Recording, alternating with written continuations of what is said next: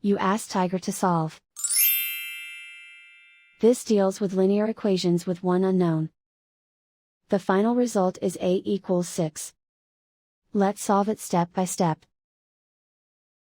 Swap sides. Group all constants on the right side of the equation.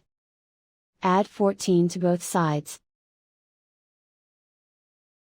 Simplify the arithmetic.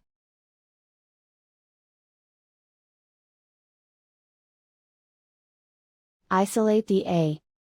Divide both sides by 3.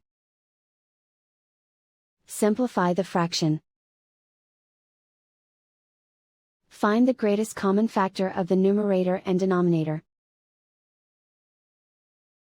Factor out and cancel the greatest common factor. And so the final result is a equals 6.